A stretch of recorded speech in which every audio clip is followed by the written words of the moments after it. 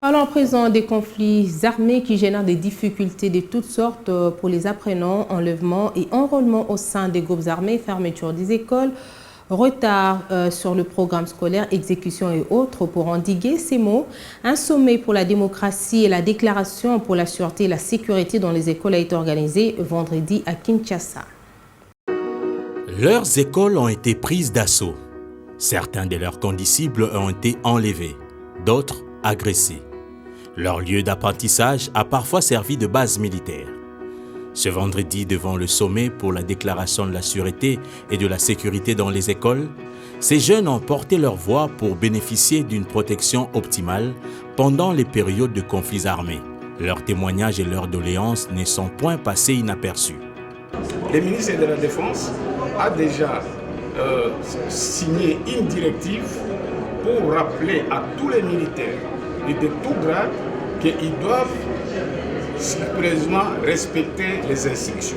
Ils doivent respecter les écoles. Ils ne doivent pas occuper les écoles. Et ils doivent protéger les enfants à tout temps et à toutes circonstances.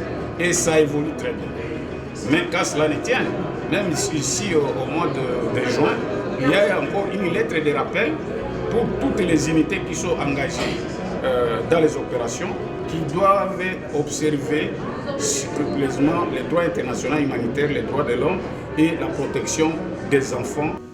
Dans cette tâche complexe, le ministère de la Défense peut compter sur le soutien des ministères de la Justice, des Affaires sociales et bien entendu des ONG spécialisées dans les questions pour enfants. Save the Children en est une.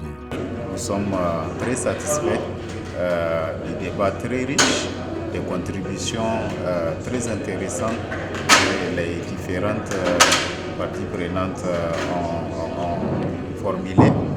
Et nous faisons de notre mieux et nous nous engageons également à accompagner pour la suite pour que ces décisions et ces actions qui ont été formulées puissent être concrétisées avec la participation de tous. À l'issue de ce sommet, des mesures ont été proposées conformément aux 6 lignes directrices pour la protection des écoles et universités contre l'utilisation militaire durant les conflits armés.